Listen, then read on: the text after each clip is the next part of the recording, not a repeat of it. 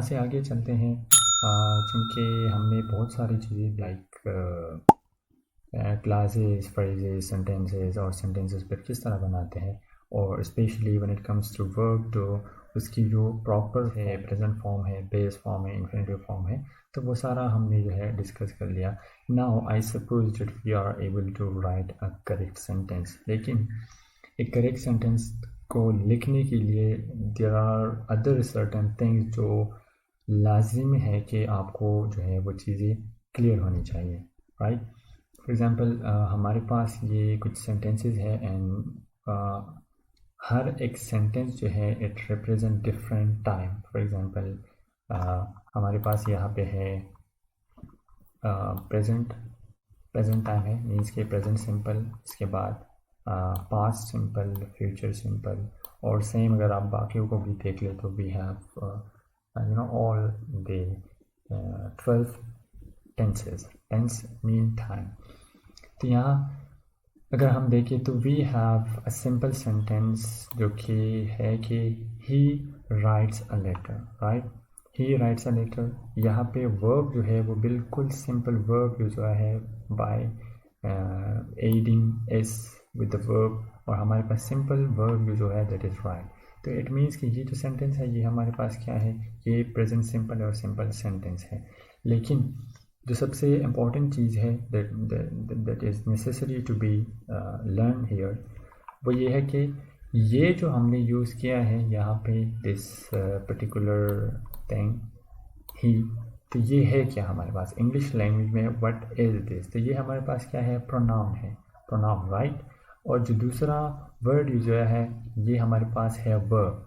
इसके बाद ये जो यूज हुआ है this is article, and again the word later is noun, right। तो अब ये pronoun, noun, article, preposition, conjunction, interjection, अब ये वो सारी चीज़ें हैं जो कि बहुत ज़्यादा ज़रूरी है in order to write a clear and correct sentence in English, right। उसके साथ साथ ये भी आपको याद होना चाहिए that we have total 12 number of tenses, और हर एक टेंस का जो है अपना एक प्रॉपर यूज़ है। ये जो हमारे पास ये जो पोर्शन आता है ये कंप्लीट वाला, ये हमारे पास क्या है, सिंपल सेंटेंस है, और इसे हम कहते हैं present independent and present simple. Same is the case with this one.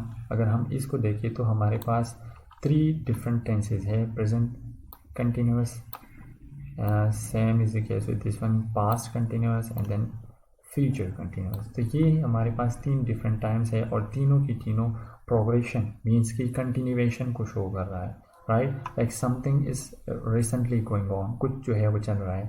अगर हम इस एग्जांपल को देख लें, he is writing a letter, it means he is writing a letter right now, वो अभी राइटिंग जो है वो कर रहा है। Same is the case with past, past में वो राइटिंग कर रहा था और फ्यूचर में वो राइटिंग करेगा, means future, right.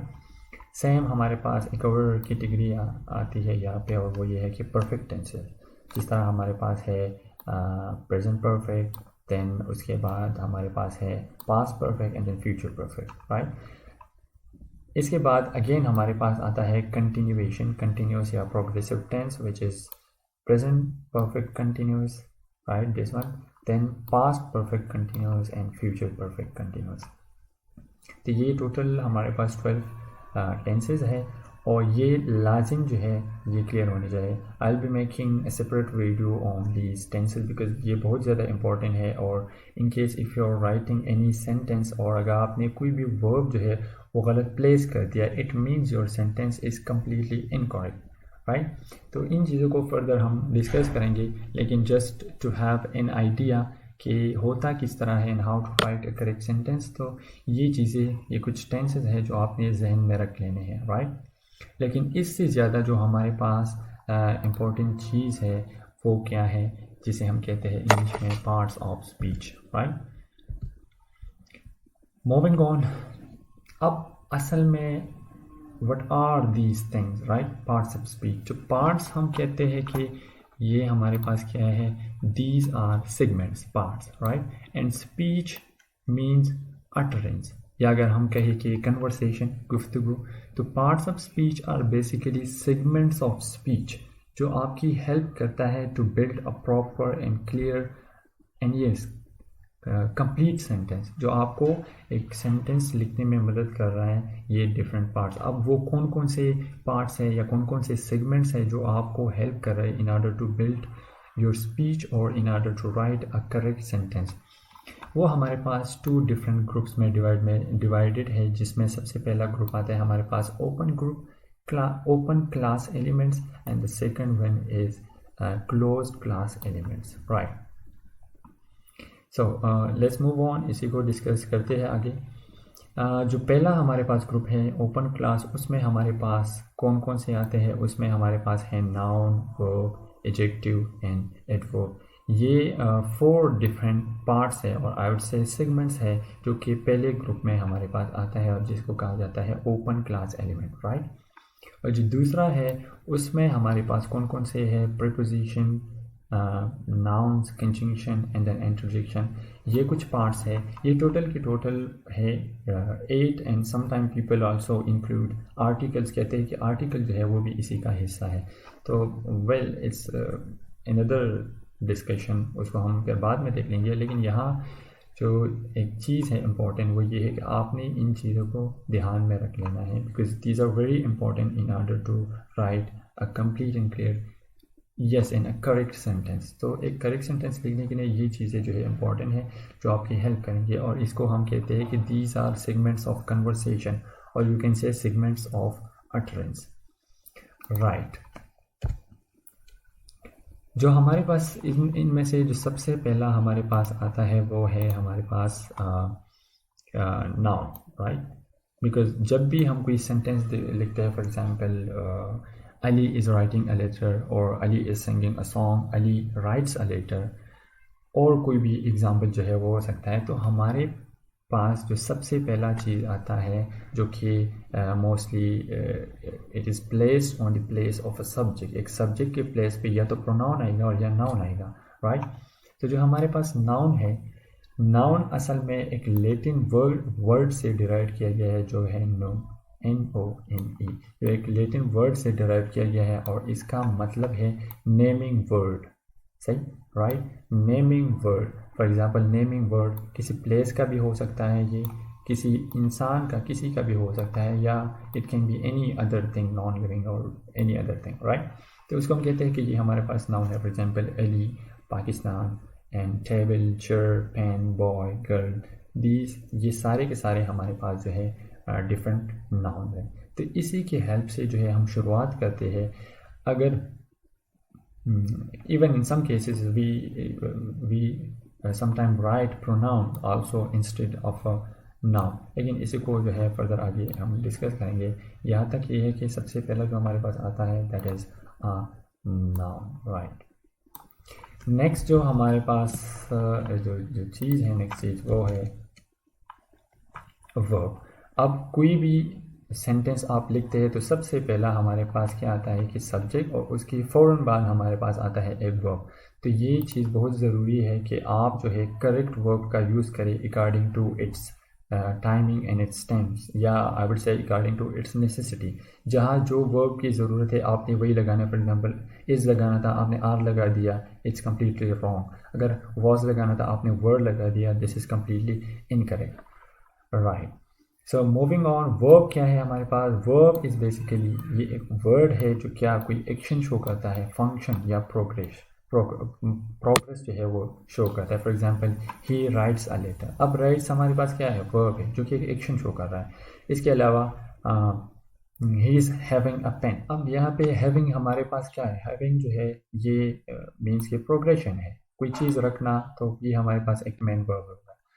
Yes, the thing that should be kept in mind is that a verb is a word that show an action, function, or it can be progress or whatever, right? Moving on, next जो हमारे पास जो चीज़ आ रही है that is adjective, right? अब adjective जो है वो क्या करता है और कैसे वो जो है हम इसको देखते हैं।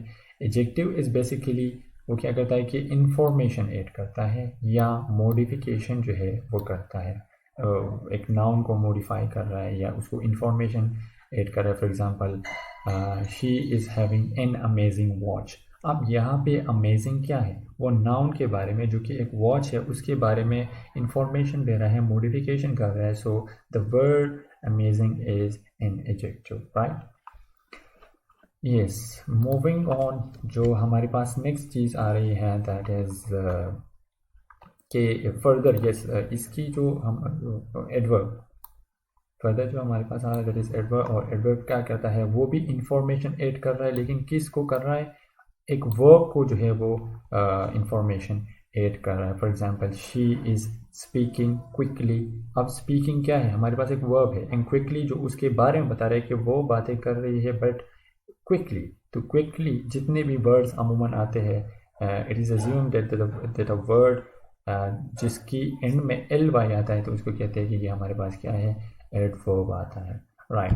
फर्दर एडवर्ब की जो है 5 डिफरेंट टाइप्स है, राइट. और वो उसकी बेस्ड ऑन इट्स नेसेसिटी वही टाइप ऑफ वर्ब एडवर्ब जो है वो फिर यूज़ किया जाता है एंड लगाया जाता है, राइट. उसमें सबसे पहला हमारे पास आता है adverb of place, adverb of manner. Adverb of place means कि she is going to school, right. To school हमारे पास एडवर्ब ऑफ प्लेस आ गया. एक्शन जो किसी अमल को जो है शो कर रहा है. फॉर एग्जांपल कोई भी ऐसा एग्जांपल जो एक एक्शन को शो करता है तो हम इसे कहते हैं ये adverb of action. Adverb of frequency, he often comes late. He often comes late. Often हमारे पास क्या है, फ्रीक्वेंसी है, हमें उस चीज़ की फ्रीक्वेंसी शो कर रही है कि ये चीज़ कैसे हो रहा है, बार बार हो रहा है, कभी कभार हो रहा है.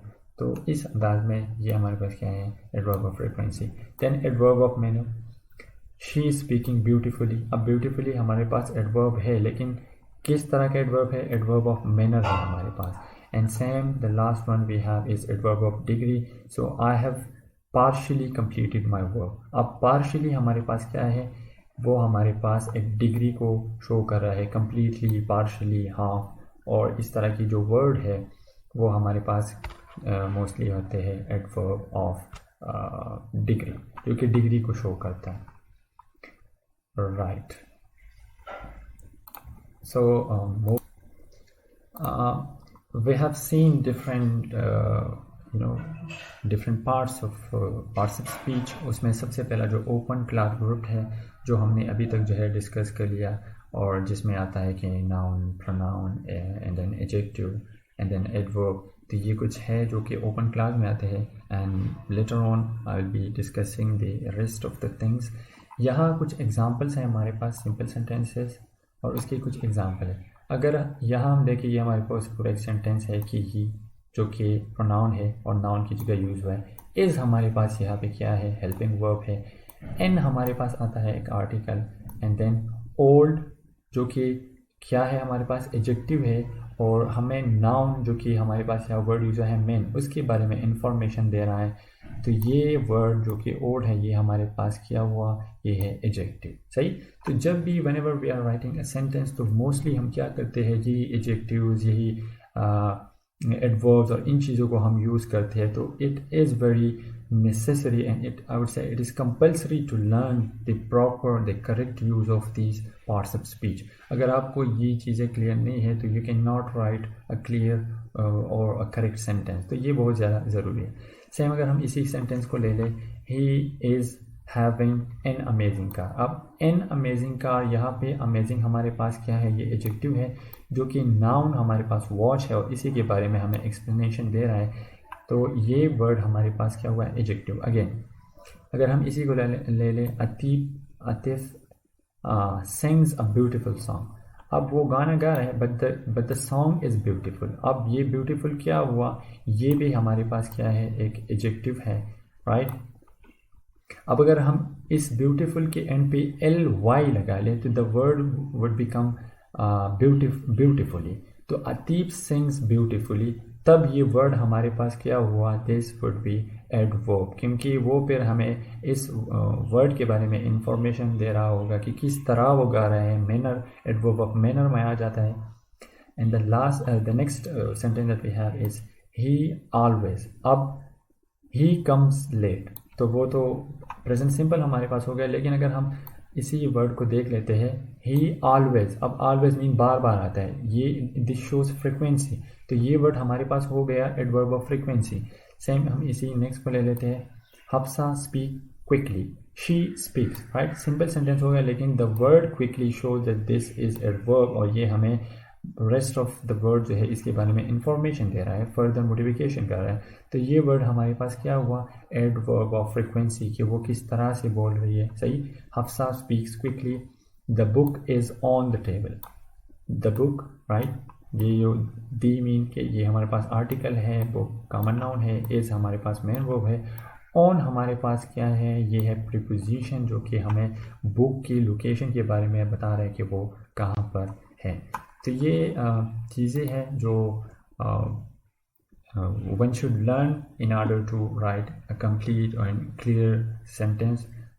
यहाँ तक this is enough and we will be continuing the same lecture. कुछ जो बाकी रह गया the rest of the parts, like for example हमने क्लोज क्लास ग्रुप एलिमेंट्स जो है वो डिस्कस कर लिए, इसके ओपन क्लास ग्रुप हमने डिस्कस कर ली। इसके बाद हम नेक्स्ट वीडियो में इंशाल्लाह जो है क्या करेंगे, क्लोज क्लास ग्रुप जिसमें हमारे पास आता है इंटरजेक्शन, कंजंक्शन एंड देन बाकी जितनी भी चीज़ें हैं वो आते हैं, तो इसको हम डिटेल में इंशाल्लाह नेक्स्ट वीडियो में डिस्कस करेंगे। And for now have a good day, अल्लाह हाफिज़।